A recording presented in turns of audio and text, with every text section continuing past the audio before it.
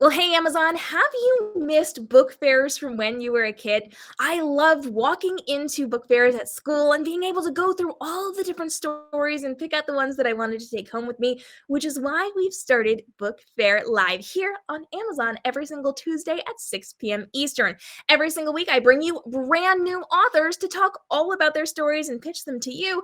And each one of the books is listed down below, both in ebook and in physical form. So no matter how you like to read, you can grab your copies right now without even leaving the stream. Today, we are talking to three fabulous authors and myself as we are here during our book fair live. If you're jumping in, let me know where you're joining me from and what your favorite genre is. We are going to be chatting to several authors this evening, and up first is the fabulous Margo. Hello, friend. How are you? I am doing wonderfully well, and I should say buonasera or buon pomeriggio, everyone, wherever you are. And this is my book, Secrets in Translation. And for those of you who have been to Italy, you will see that is Positano, the famous cliffside town. And Secrets in Translation is indeed all about secrets. And it's about, well, it's one of those enemies to lovers with mystery and romance in La Bella Italia, where I grew up as a child. And it involves a young woman who grew up in Italy and has gone to America to live for the first time. And she's trying to fit in.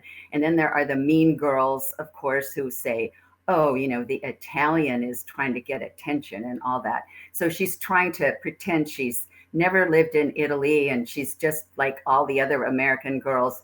And then her parents intervene and say, you need to go babysit as a nanny this 13-year-old tween from you know where for 6 weeks in Positano, Italy. And that is what you need to do. So, boom, all of a sudden, off she goes to where she did not want to be. She's trying to be American. She doesn't want to be Italian.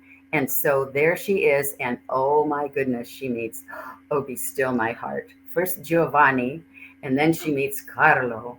And oh my goodness, but to put a twist in, her father, who retired from the diplomatic service and is back in the US now, is investigating organized crime, the mafia and all that. They're trying to take over wineries in the US, just as they are in Italy. And our Italian friends were so helpful with the research for this book. It was really something. So, anyway, now, dear Alessandra, our heroine, has a secret of her own to keep. And then she discovers that Carlo and Giovanni might have their own secrets as well. And she needs to figure out what she has to do before everything blows up in her face. So that is the story of Secrets, a little romance, a little Italian culture, because of course it's Italy is my heart, il cuore. And it's just kind of a romp in Italy. You can take a trip to Italy without booking a flight, which is not a bad idea these days. Thank you. I was just going to say, it sounds like if I need a vacation, this is the story for me. It's like absolutely perfect. So I have to ask, I know your real life influenced a lot of this. What was your inspiration for writing this story? My inspiration was my husband and I were traveling. We were in Switzerland in the Italian speaking canton. We were with a lot of other American friends and we walked into a hotel and the men at the bar turned around and looked at all of us and they said in Italian, ah, le donne americane vengono, oh, che belle. Okay. And I'm starting to smile and giggle because they're saying, oh, the American women are coming. Oh, how beautiful they are. And then I suddenly realized, looking around at our friends, they didn't understand a word. I was the only one who understood. And I thought, you know what? Wouldn't it be amazing if you could write a story about someone who understood a foreign language, Italian, and that helped her have an inside track? Don't we all wish we had an inside track sometimes and understand what people are saying and they have no clue that we know exactly what they're talking about? So that was my inspiration for the story. And besides that, I wanted to write about Italy and how beautiful it is and how warm and generous the people are and their beautiful art and their history. So it was just the perfect thing to try to do. I love it. So, for people who are just jumping in, we have all of tonight's books linked down below this video. You can grab them right now. Everything is available in ebook and in physical copy. So, no matter how you like to read, you can check those out right now without even leaving the stream. You're welcome. And we are going to be chatting with some amazing authors this evening. So, if you're just jumping in, let me know where you're joining us from and what your favorite genre is. And also, bonus points. Have you ever been to Italy? If you have, let us know and let us know your favorite place to visit down below. And I want to know, Margo, who is this book perfectly suited for? Who should be reading this? Well, actually, that's a great question because this book I have done a lot of book clubs for adults, and it's been wonderful, because they make all the Italian goodies and even some limoncello. Limoncello is very big in this book because Carlo's family is the big limoncello producer in Positano. So it's been really fun to do adult book clubs. But, young adults enjoy this book too. And they read it and reread it. I've been told by several young adults that they've read it 4 and 5 times. So that's kind of fun. And so it's also good for people who love Italy, love to travel, like to be on the inside track, and people who like intrigue and maybe just learning more about different cultures. So that would be the perfect audience. Beautiful. And we are going to chat with you a little bit more later on in tonight's live stream. But if you have questions, friends, now is a great time to drop them. We'll be bringing Margo back in just a couple of minutes. We are now going to be moving on to chat with another one of our authors for this evening. We're going to be chatting with Cassandra. She's going to be telling us all about her story, and I'm so excited to hear more. So, friend, what do we need to know about your book? Oh, there we go. Sorry, I couldn't get it on mute. I got okay. So my book, I hate inverted. My book is The Deep Space Between. I can kind of show it. Sorry. Problems with Technology. It is an urban fantasy book about identity, about grief, about friendship, about belonging, about acceptance and love, really. That's kind of what it's about. There is a 25-year-old girl named Serafina, or woman named Serafina, who is returning to the magical, actually, let me go back. She's human. She's returning to the magical community from where she lives, where she grew up. But she hasn't been there in 12 years due to a family tragedy.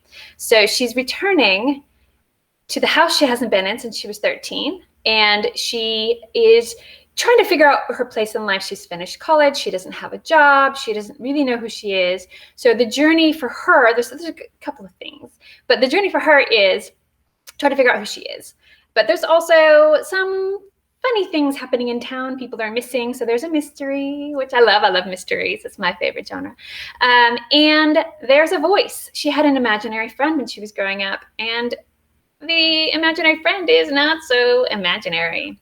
So once she starts listening to the voice in her head, things really start to change for her. Oh, I love that. Yeah. That is fantastic. Okay. So I have to know, what was the inspiration behind the story? I was writing a book, will probably never see the light of day, at the time, about a girl who was post-apocalyptic. She wakes up 50 years later in a completely different place and time and doesn't know how to fit in.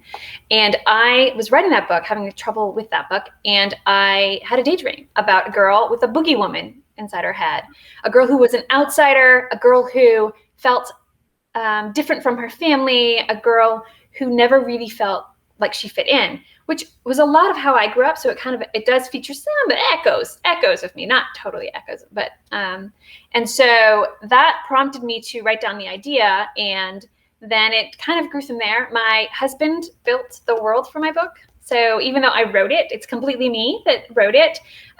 He wrote the world building. He did the world building. He's amazing at it. I suck at it, which is why he did it. And I've gotten really good reviews about the world, so I think he did a great job. But it's so that's where it started, and then The Boogie Woman, she's my favorite character, to be honest. She took a life of her own. She loves books, so she's always quoting literary quotes to make her point, and they're like from 1880 when she was last awake. And she's snarky and egotistical, and she's fabulous. I love her. Those are the best kind of villains. She's not the villain. Oh. She lives in the head of my friend. There's a different villain. The mystery is a different villain altogether. Wow, layers and layers. I love it. Yes. Yeah. So so the tagline that I used for this book is how much of you is you and how much of you is the voice in your head. Ooh. Yeah. If that resonates with you, get in my comments right now. And hey, while you're there, don't forget, we've got all these books linked for you down below, ebook and physicals. And no matter how you like to read, we got you covered. And we've got so many stories we're going to be chatting about today, and we want to hear from you. If you've got questions for our authors, go ahead and drop those down below. And you've got fans in the comments, which I'm really excited for. Kay Thomas, who, by the way, was here last week for our book fair live stream. Make sure you check out her episode down below as well, is here shouting you out. Then we've got some comments coming in, questions coming in, which we're going to take during our next round of conversations. I'm very excited for this. And I want to know, who is the perfect audience for this story? This story kind of straddles a few audiences. It is not YA because she's 25, but the journey she's on is YA. It's coming of age. It's determining your identity. It is that 17, 18-year-old who's trying to figure out who she is and where she fits. But it's also that new adult audience, that college age audience that's graduated and they don't know what they're supposed to do and who they're supposed to be, and they're trying to figure all of that out. But then it also really does appeal to anybody who likes urban fantasy or fantasy of any kind, because it's a great story. And you know, the Boogie Woman, Angudith, she's fabulous. So she fits well with the older audience as well. She sounds fabulous. I'm very excited to learn more about her. I always love like these interesting characters. Boogie Woman, just that gets my attention. I love it. I love it. We are going to be chatting more with you in just a couple of minutes as we continue on with Book Fair Live. So if you've got questions for Cassandra, make sure you drop those down below. And we are going to be welcoming Patti to the stage to talk all about her story. And we are going to be learning about a couple other books today as well. Patti, hello. Tell us about your story. Hi, I'm Patti Larsen. This is Bed and Breakfast and Murder. Apologies, I don't have any hard copies with me, but at least you get to see the cover. Bed and Breakfast and Murder is about a young woman who moves away to New York to get away from the small town she grew up in, Reading, Vermont, in this tiny little mountain town. And her boyfriend, sadly, cheats on her, and she ends up inheriting a bed and breakfast in her hometown. And so the only way that she can kind of reclaim her life is to run back home to Vermont and take over the bed and breakfast. And she thinks it's going to be glamorous and wonderful and exciting. And naturally she ends up, you know, dealing with other people's messes. And she discovers that not only is her family situation still kind of messy and she needs to clean that up, but there's a local developer who claims that her grandmother signed the property over to him before she died. And so he's trying to take the bed and breakfast from her. And he meets a very sad demise on her property. And now the handsome sheriff, Crew Turner, thinks that she may possibly be the murderer. And so the only option she has is to go and try to find out who actually killed him. So it's very exciting. She gets to reconnect with her old best friend that she hasn't seen in a long time, and she gets to figure out some things about her parents and reconnect with her family. And she also has to adopt her grandmother's flatulent pug, Petunia, which the bed and breakfast was named after. So it's quite fun and very snarky. And Fee is a typical redhead. She's quite has the redheaded temper, and she's very nosy, calls herself a busybody, but she's also determined to prove that she's not a murderer. Thank you very much. Yes, well, that would definitely be something I would want to prove as well. This sounds so Hallmark mystery to me, and I love, love, love the concept of this. So what inspired you to create a bed and breakfast murder mystery? Well, I'm the kind of writer that hears voices. I know I sound like a kook, but that's okay.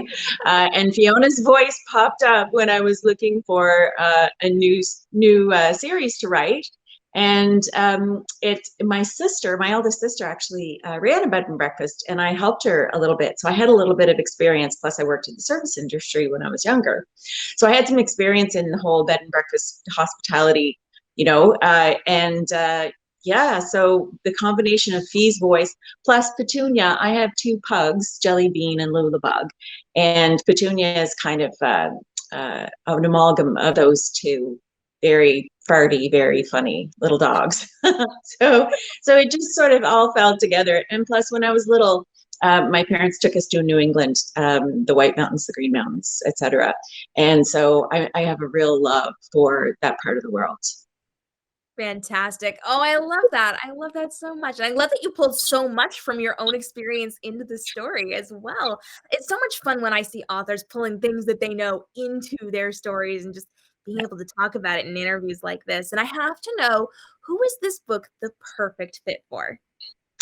Oh, it's tough because it's cozies are very clean, so you don't actually see the murder, and there's no swearing or anything like that. So really, the age range that I have for readers is late teens, right up until 99-year-olds.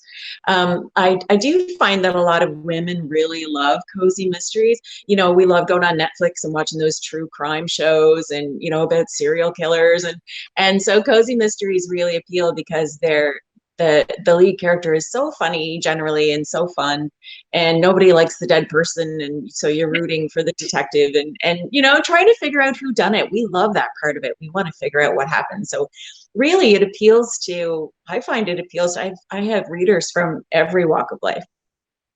I love it. I'm such a huge fan of mysteries. So all I can say is tonight has been very good for me with all of these books. I'm loving it.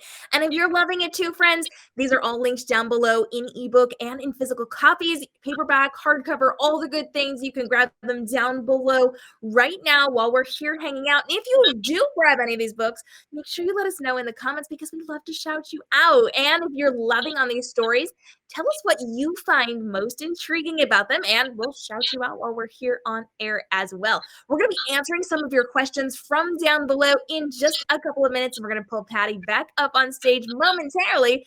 But now it's time to talk about my books. So I'm really excited because tonight we are talking about the Golden Trilogy. This is my debut novel from back in the day, long time ago, and this is a Goldilocks retelling. It's all about Goldilocks, who is never naive. She's actually sent on a mission, and a bear is her new target. Because you see, Goldilocks was raised by her cousin, and her cousin has been telling her stories about the evil bear family. Not actual animals, but people with the last name of Bear. And unfortunately, they sent her on a mission to destroy them. And so as she is running through the woods to find them, she trips and hits her head, and bad things happen, and she kind of forgets who she is. She has a little bit of amnesia, so when she runs into her target, she doesn't actually realize she's on a mission to hurt him. And so she finds herself being taken along on this journey, and inside of the bear house, we discover a little bit of a change to the normal bear family structure. Instead of a mom and a dad and a baby, we actually have an older brother, his wife, and the younger brother. So we've got that family dynamic shifted just a little bit, and the older brother has taken over for their father after he was murdered for leading a little bit of a rebellion. You know the drill. And his younger brother is helping him to lead this resistance to free their country from the society that has been systematically hurting all of their people. They take her into their family, and as she slowly starts to regain her memories, she realizes why she is there, and when she runs into her handler, it all comes rushing back, and now she has to play the line between turning him over to her family or protecting him, because she has, of course, developed a little crush. She is starting to fall for him. And she's learned that the bear family is not as bad as she was led to believe. And now she has to play both sides, except if anybody discovers that she's doing it, it could burn them all. And the society is out to destroy them, as well as these these warring factions. So we've got a lot going on inside of this story, and we learn what happens when Goldilocks has to play with fire and gets burned. So we've got some really swoony romance in here. We've also got our lovers ripped apart and fighting to get back together and just all the things. This is actually the number 7 best-selling book on Amazon out of every book in existence. Once upon a time, I was really excited about that one. And it is part of a trilogy, which is now complete. It is available, and if you grab the omnibus version, you actually get a bonus novella in there. So this is one point of view, just Goldilocks' story, and she tells you what happens as we go through her tale of trying to destroy the bear family and trying to rescue them in the process. So a lot goes into this story, and I had a ball writing this back in the day, and this has just been so much fun for me to be a part of. And I knew that I wanted to write retellings when I started getting into the author world, and so the very first story I wanted to tell was Goldilocks's. Now, I started off by writing other stories, which, by the way, have not been published yet. Those two, the first 2 I wrote, haven't been published yet, but maybe coming soon. This is the first published story and my first retelling. And I was obsessed with Goldilocks growing up because back in the day, I had lighter colored hair when I used to get out in the sun a little bit. And I would go into the stores and match my hair to the hair dye colors, and it would always be golden. And she was always portrayed as a girl with white blonde hair, and it just infuriated me to no end. And I also struggled with the fact that this girl would go into the bear family's house, set up shop, eat their food, sit in their chairs, sleep in their beds, and then just run away when they discovered her. And I never believed that. So I wanted to get to the heart of it and find out what truly happened. And with all of my retellings, I love twisting the stories we thought we knew, but didn't actually know. And so Goldilocks on a Mission just made sense to me. I gave her a reason to be in their house, and everything else fell into place. So I had a ton of fun writing this.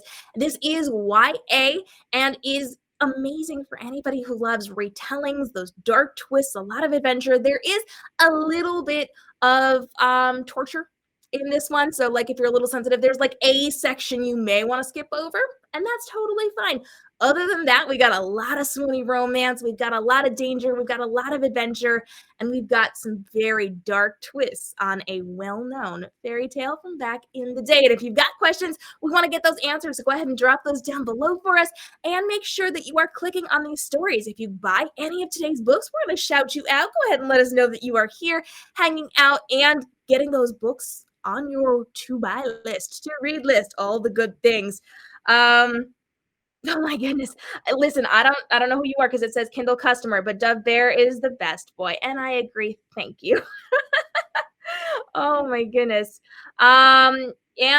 And we're getting comments about the best writers hear voices, and we've got some great questions we're going to be answering today. So let's actually jump back into this and have more of a conversation because we want to get your questions answered. We're going to take tours of some of these books, and we've got some really cool behind the scenes we're going to be sharing with you today. So let's bring Margo back up and chat all about her story. So Margo, remind us, what is your book about?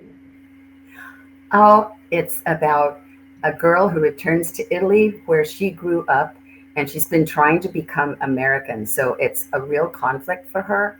But because she looks so American, because she really is American, people don't realize that she does speak Italian fluently, and that does help her solve a mystery that is threatening her new love, whose family owns a limoncello production company in Positano.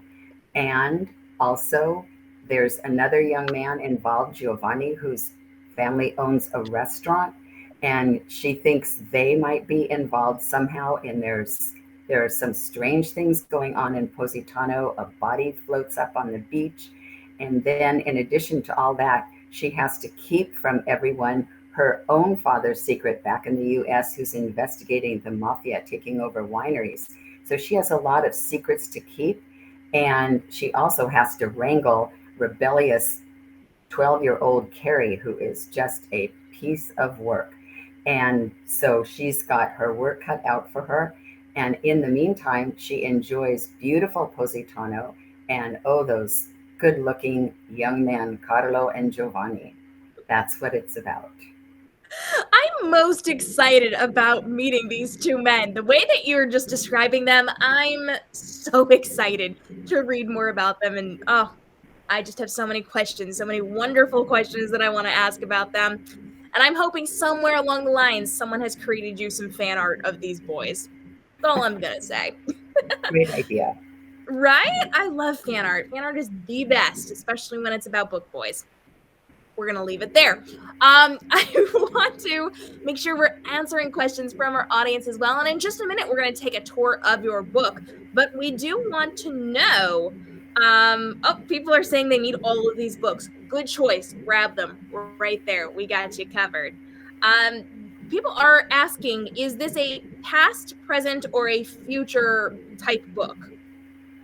It's in the present, it's contemporary, and the they all have telefoninos, which is cell phones in Italian, and it's very contemporary. And my Italian friends in Italy were wonderful help with all the research and everything. And even I quote some of the daily newspapers in the book too, to add to some of the mystery and drama. So it's very contemporary. Yeah. I love it. We do have people wanting to know, is this your first novel or how long have you been writing? I've been writing for a very long time, and this actually was number 28 of my books. So I've had 27 other books traditionally published, and Secrets, I was so excited because, when you're a writer, as you know, and my fellow authors here know, there's always the book of your heart that you really want to write. And this was the book of my heart. So I was just very honored and just thrilled that Fitzroy Books wanted to publish it. And I'm going, oh my gosh, this is so exciting. So I have been writing for a while, and I'm still learning, still working, still revising. It's all about that. All of us authors on this show know exactly how hard that is. Thank you for that question. Absolutely. Kate Thomas is in our chat, and she does want to know, if you could only sell me one character in your book, which character do you think a reader would grab your book for? Oh, I think Carlo. I think definitely, yes, he's the one. And at least that's what the young adult readers definitely say. And my adult readers also, they say, Carlo's the one. But at the beginning, it could be Giovanni. And we just find out more and more about each one. And sometimes you're thinking, uh-oh, he's not the right one. And then we find out. Then you, as a writer, you pull the rug out from underneath, right? And then you go, oh my gosh, everything changed all of a sudden. So that's what we writers try to do, correct? That is so true, and I love that. And I'm just gravitating more and more toward your book, men. Well done. This is this is the best pitch. I'm loving it. I absolutely love this story, and I have to know a little bit more about this book. So let's go on a book tour. Can you show me the cover and the back cover and everything I need to know about this book? Okay, sure. This is the cover, and it is the cliffside town of Positano in southern Italy on the Amalfi coast. Probably a lot of the viewers have been to Sorrento or Amalfi or maybe even Positano, so they will recognize. And my editor was very careful about the art because we wanted Positano, and sometimes we thought, well, maybe we want a girl walking on the beach towards Positano, but then they decided it would be too distracting for the title. And one of my favorite things is up at the top. It's a little blurb. It says, utterly charming. And it's a quote from Allison Hill, who was the young adult buyer at Roman's bookstore in Pasadena. And now she happens to be the CEO of the American Booksellers Association. So I'm really excited that her blurb is on the book. And then the spine, Secrets in Translation. And then the back cover has a nice review from another author who loves Italy. In fact, she was knighted by the president of Italy for her contribution to the Italian language, and that would be Diane Hales. If you love Italy, you would love to read La Passione, which is her wonderful tribute to Italy, the music, the art, the culture. It's absolutely wonderful. So she says some very nice things about the book on the back, and then the little blurb, and then a picture of me. And then inside the book, there is a dedication to the Adorables. You can guess who that would be.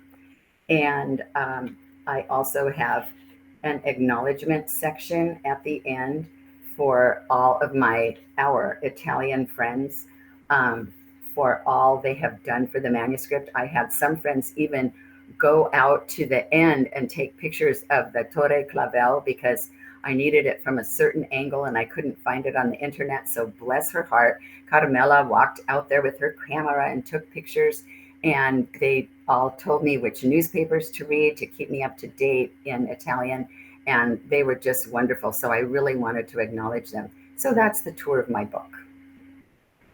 I love it. That's fantastic. And we are going to have you back in just a few minutes to tell us a little bit more about your story, but remind us real fast, who is this book absolutely perfect for? It's perfect for anyone who loves a good mystery, a little bit of romance, to learn something about the Italian culture and how special it is. And if they like wine or limoncello, they'll be learning a lot about that too. Sounds like the perfect book snacks to go with the reading. I love it. And we're going to bring it back in just a couple minutes to tell us more. We are going to be continuing our discussion with our fabulous authors today. And do not forget, all of these books are linked down below. You can check them out right now. We've got them highlighted for you. So as we're discussing them, they're going to be popping up on your screen so that you can see them. All of the stories are in ebook and in physical copies, so you can actually grab them in whatever format you like to read your stories in. There's lots and lots of options for you down below, so you can click on them right there. And while you're here, let me know where you're joining me from and what your favorite genre is, because we're continuing with our weekly book fair live streams every single Tuesday at 6 p.m. Eastern. Set an alarm on your phone so you don't miss out, because every week I'm bringing you surprise authors who are pitching their stories to you so that you can buy them if they are the perfect fits for you. These might be the stories that you've never heard of and might just be your next favorite reads. So let me know what genres you love down below, because I'm making sure I'm bringing people in who you are going to love, and I want to bring in your favorite genre authors. So let me know down below. We're going to be chatting with Cassandra as she tells us more about her story and letting you know everything you need to know before you decide to click it. Speaking of which, shout out to Kay Thomas, who just got her physical copy of Deep Space Between. Yay! That's awesome. I know, great timing, right? I know, it's amazing. The writer community is amazing, especially on Twitter. I shout out to all my Twitter peeps because they are just so supportive, and we're all about making sure everybody is getting their books read and getting reviews and giving tips and tricks, and I love that. I love it. So tell us more about your story. What do we need to know? So the Deep Space Between is, okay, I'm gonna start fresh. Is about a woman named Serafina. She's a human that was born to a shapeshifter family. She has a magic wielding aunt. So this is an urban fantasy book. She returns home after 12 years, having been away because of a family tragedy. And she finally returns home, no job. She's got her master's degree. She wants to be a book restorer, but she didn't really make any effort to get a job. She doesn't know who she is. She's trying to figure out who she wants to be. And when she arrives in town, there's a couple of things that she notices. First of all, the town is not as happy or as lively as it was in the past. Some things have happened. People are missing. There's a little boy missing, a magic wielder boy missing. But also, she finds that the imaginary friend she had as a child, who used to speak to her in her head and tell her not to eat things like bad fungus or things that would poison her, is no longer imaginary. So, and this voice her name is Angwydith. It's a Welsh name that I created, and they have a little bit of a fun adventure trying to work together, because they have to work together to solve the mystery, and also because they just have to work together. They're going to be together for a very long time. So there's a mystery, there's a big bad. There is a fun sidekick that I didn't mention before. It's a little 12-inch elf named Demi, who has a little bit of a Napoleonic complex. He tends to cause more problems than he fixes. He insults a lot of people in the book, but nobody understands him because, he's an elf. There's also, as I mentioned, her magic wielding aunt. So she does have a magic wielding aunt. The world is very built out. And so there's, magic wielders, there's shapeshifters. There's a troll who owns the bookshop. but he is not your normal troll. He's a fabulous troll. He's more like a Buddha troll. He's pretty awesome. And so there's all these fun characters while Serafina is figuring out who she is and who she wants to be. She has no real clue. And it doesn't help that she had a voice in her head nudging her towards books, towards older books, because Angudith loves books. And you'll find throughout there are literary quotes in the book that Angudith uses as teaching tools or hammers or sledgehammers sometimes. Little snarky things that she throws out as she's going away. So that's kind of what the book is about, but it's about homecoming. It's about friendship. It's about grief, because there is a family tragedy. This is why she's away. But it's also about Serafina realizing that she's not just one thing. So that's the book. I love it. Oh, that's fantastic. And we do have lots of great questions we're going to get answered with you today. But shout out to someone who is not named here in my chat, Kindle customer. Secrets in Translation sounds like so much fun and is definitely on my TBR now. We're so excited to hear that. And if you're loving today's books, I linked them for you down below. You can check them out right now. All of the formats are there and available to you, and you can grab them while we're here hanging out, learning more about these stories. And so we need to know, when is your book set? Is this kind of like an older story or a present story or a future-y type story? It's a present story. It's, the pandemic didn't exist. Doesn't exist in my world, but because the magic community can probably fix it, so it is present tense. The way that it works, the humans do not know that the magic community exists. The community themselves, they have their own little villages all over the world, so they are everywhere, but they're kind of pocketed, and they have wards to suggest the humans should go somewhere else because they don't like to put their game faces on. They like to keep their natural faces. So it's present tense, but it's urban fantasy. Some people find it to be a little more magic realism. I'm all over the place with my genre. That's all good. Danielle would like to know, is this your first novel, or how long have you been writing? This is my first official published novel. So yeah, this is my debut. I put a lot of love and time and tears and trauma into this book. I did write another book that I might take the idea and turn it into something else. But I did write a book about 5 years ago that I didn't do any world building for, which is why the world building is so tight in this book, because I need world building, and yeah, I didn't do that. So it's never coming out. So yeah, first book. I've written like other things, but not fiction. Gotcha.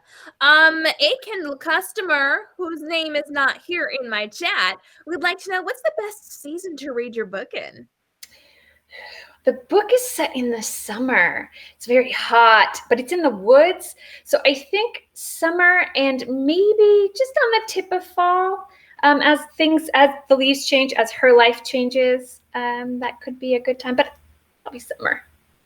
I love it. Is this book part of a series, or is it a standalone? It is a series. I'm actually already working on book 2. I have a series arc already planned out, and it is awesome. And so, yes, I'm really excited about this series. And I already know at least 5 of the books. So there's some that I'm going to figure out as I get closer. But book 2 is in the works, and I'm hoping to publish it next year. Love it. That is fantastic. And we've got lots of really great questions coming in. If you could only sell me one character in your book, which character do you think a reader would grab your book for? I kind of have to say Angudith.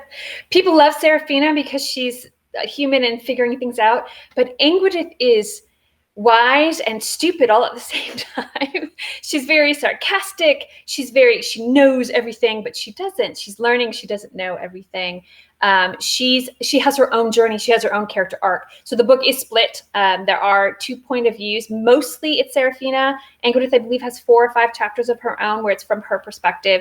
And so you get to really know how she sees the world, but how she learns about the world, because she's been around forever. So I think she's my favorite just because she's so funny, but they have some great banter. Like, I love their relationship in general because they have some really fun banter. You really sold me on her. As I'm listening, I'm like, I already know what you're going to say. I already know who we're talking about here. I know. I love it. And that brings me to the part where we need to go on a tour of your story. So show me what I need to know about your book. Okay, hopefully I can work with inverted. Okay, so this is obviously the cover. There's a lot of books in the story. There is Serafina is a book restorer, so she works with restoring old books. Angudith gets a lot of her knowledge from books, but she also loves literature. So a lot of books in the story. So we have a girl hidden by a cover of a book. There is an Easter egg in the cover. I don't know that anyone will ever capture it, but someday I will tell you what the image is and where it's hidden. And then this is obviously the spine, the deep space between. And then on the back, we just have a little bit, a touch of chapter 1, and then some great praise from some fellow authors who read the book and really loved it and found the coming of age story quite pretty. I think for me, the thing that I love the most, I am a chapter title writer, and I did it organically while I was writing the chapters. And I love my chapter titles. Now, my formatter did say that they're the longest chapter titles he's ever worked with. So I made it a bit tricky for him, but I'm just going to read just a couple that I just love. The book Mamba, the gift that keeps on giving. Time to talk to the demon. Oversharing is caring. Restoration in Stone. Work is all she needed. Black coffee to go. Big trouble in Little Maricot. I'm sure if you know Big Trouble in Little China, you know what that comes from. There's also A Kingdom of Lollipops, Time to Stop Meerkatting. So there's so many great, amazing chapter titles in this book. And then at the back, I do have a glossary of terms for those of you who kind of want to know who everybody is and what they mean. Like Bodach is what Angudith is. I draw from British Isles mythology for my fantasy world, but I don't pick one. It's Welsh, it's Irish, it's Scottish, it's Cornish, it's British Isles. So it's kind of a mix. I took things and twisted them to make them my own. And then there is also after that, there is the taxonomy of the different races. There are 12 races in my book. Or phyla is basically what we're calling them. We're calling them phyla because they're species rather than races. And so you can learn all about the different phyla that will be potentially appearing in the other series books. Some of them have already appeared, but some of them have yet to show. And the only other thing is as I think I mentioned earlier, my husband is the world builder for the book. He is much better at it than I am. And so I did dedicate it to him. I just want to read it because I really love it. To Paul, my world builder, and not just for my book. So I have a very supportive spouse, and it's been amazing. Oh, that's cute. I love that. Hey, if you're all joining us, we are so excited to see you for today's live book fair, Amazon live stream. All of our books are linked down below, and I'm watching the stars come in as we're talking. Thank you all. That tells Amazon we're doing something cool, and they should be showing this to more people. So hit that star button, baby. That helps us. It's like those hearts on Instagram. Let us know that you're enjoying it by hitting the stars and letting us know what your favorite part of these stories is just from today's conversation down in my chat box below. We're going to be talking to Cassandra again in just a couple of minutes.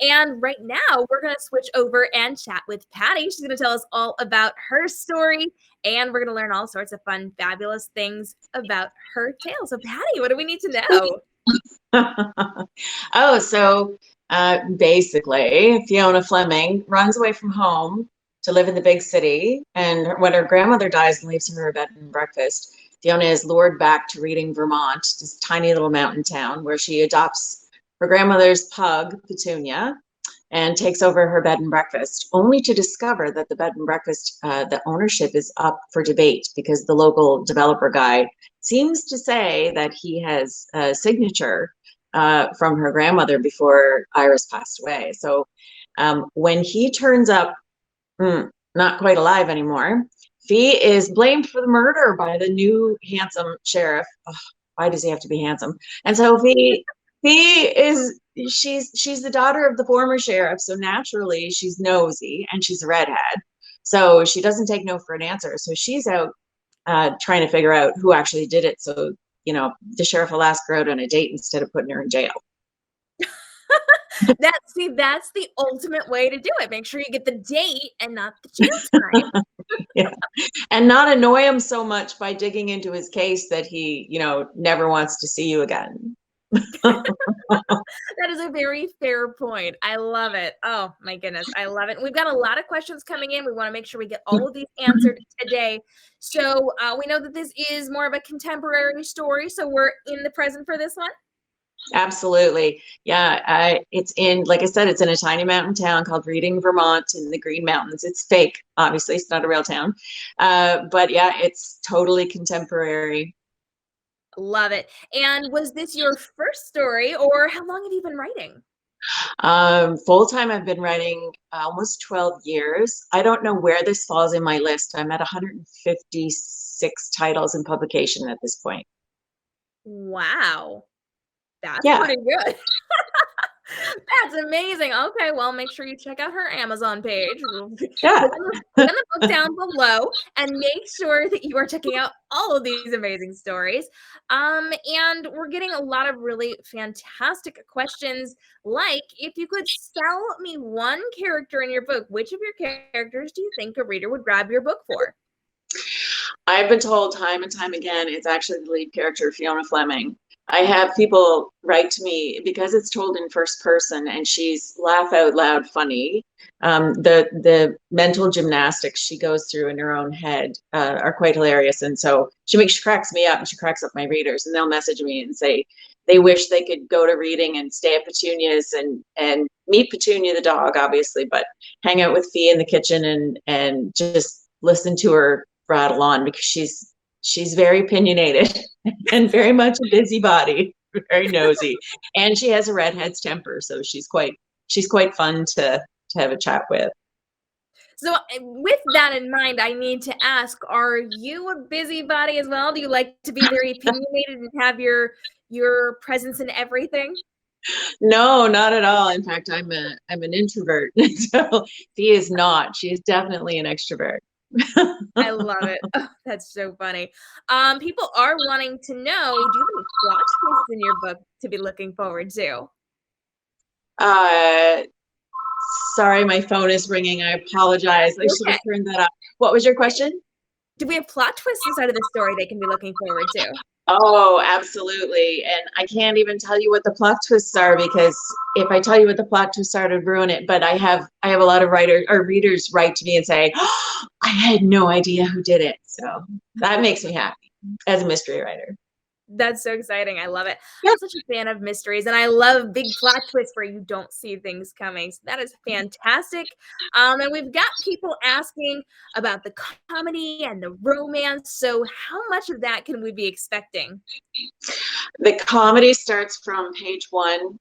And like I said, Fee has this amazing sense of humor. She cracks me up. And again, because it's told in first person from her point of view, you're right inside her head the entire time.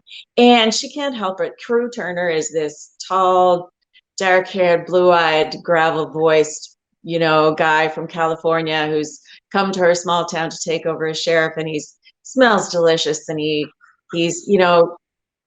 got that gruff exterior, but he really is a sweet guy. And as the series goes on, obviously she and Crew get to know each other better. But in the first book, there's enough headbutting going on that it's kind of tense. It's always those dark-haired, blue-eyed men, isn't it?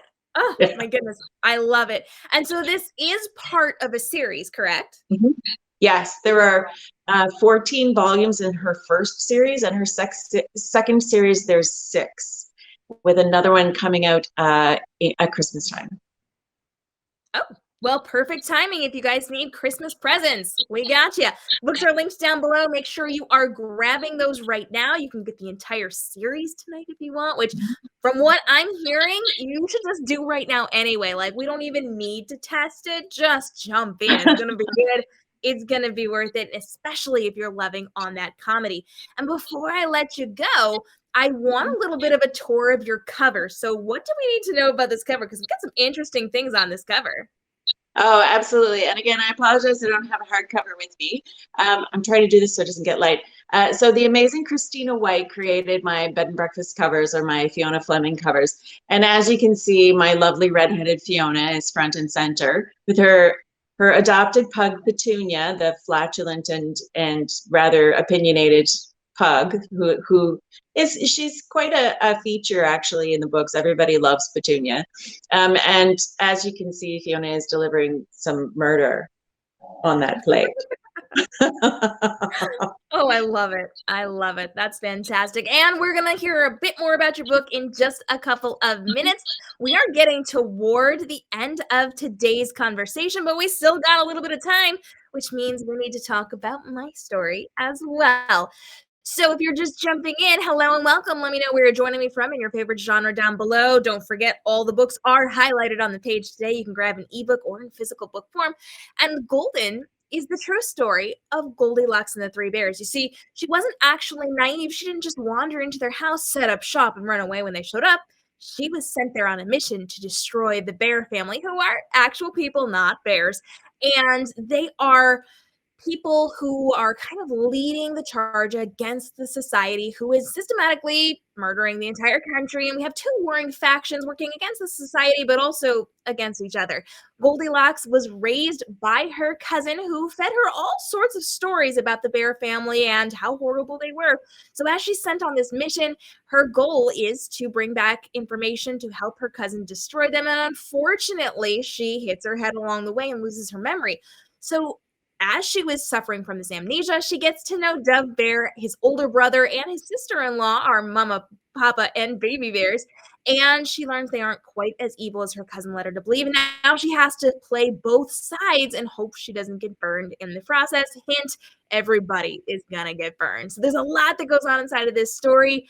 And I absolutely love telling this twisted, dark take on the Goldilocks and the Three Bears story. There's some really cool things inside of my YA book that I love showing off. So first, we've got her hair on the cover. If you heard my earlier story, I was obsessed with Goldilocks as a child because my hair back in the day, when I got out in the sun and it was lighter than this, definitely matched the color gold. If you went into any of the stores, you could match those hair dye colors. And my hair back then, back when it was lighter, was golden colored, not the white blonde that they portrayed Goldilocks having. And so I was always obsessed with correcting her hair color, but also I hated the fact that some girl just set up shop. And so I twisted that up when I created this story, and we slapped her hair on the cover. We've got the beautiful forest behind her where the story takes place. We've got a lot of that beautiful sun flare and that golden look to the cover, and the forest extends around to the back cover as well, where you can read the blurb and all the fun information on hanging out with me, seeing character art and behind the scenes and trailers and videos and all sorts of good, fabulous, wonderful things. We've got our beautiful title page on the inside, and then my favorite part of this story happens to be our incredible chapter headers, which, by the way, were custom designed for me by Millie Genesis. And if you take a look at these chapter headers, you're going to start to see little pictures inside of this chapter header. There are about 26, 27, 28 hidden pictures inside of this chapter header that as you're reading the story, you're going to start to pick up on these different things. So you can kind of see there's a bird here. We've got maybe a wolf down here. We've got some other things going on. I'm not going to give away too much, but you can see a lot of the different design elements are actually part of the story. And as you continue to read through the story, you're going to be able to pick up more and more and more. And each book in this series has its own unique header with about 20 to 30 some hidden pictures related to that specific story inside of the book. And if you get the omnibus, it has all 5 of the very secret hidden picture chapter headers for the different parts of the story. So I absolutely love how this all pulled together, and the hardcover is even prettier than this with that beautiful dust jacket. I just love, love, love how this book turned out for my readers. My readers are loving on the hidden pictures as well. I often get DMs from people as they're going, identifying the different things. So you can check out those chapter headers over on the website, get a closer look at all of them. I don't really tell you where things are hidden, but I will confirm and maybe deny some of the things that you're seeing and not seeing inside of those chapter headers. So if you are a fan of any of these books today, we've got them all linked for you down below. I'm going to check out these questions real quick, and then we're going to bring everybody back up for our 30-second pitches. When I first found out I was not going to read this book, since I thought the bear family were actually going to be bears, I have read it and I love it. Yeah, I have never been much of a shifter writer. I say that my debut, not shifters. I did write a shifter book at one point. well into my author career, that I was very much about them being humans with the last name of Bear, which, by the way, may be maybe a little stemming from my love of Little Women. So just a shout out to that story as well. And so if you've got questions, if you've got comments, now's a great time to go ahead and drop those for us. We're going to do our 30-second pitches and pull everybody back up on screen in just a second. But we've got lots of great romance. We've got lots of comedy. We've got lots of plot twists. We've got lots of really great series tonight and all sorts of great stories and standalones. I think I hit on most things. For that, you're loving on the chapter headers. Thank you. I love those too. I was very, very fancy about my chapter headers back in the beginning of all of these fabulous stories, and you're going to be able to see more and more from me and from all these ladies in upcoming episodes of Book Fair Live here on Amazon. So you're going to want to make sure that you are setting a notification on your phone so that you do not miss out every single Tuesday at 6 p.m. Eastern, as we are doing Book Fair Lives every single Tuesday to introduce new authors and stories.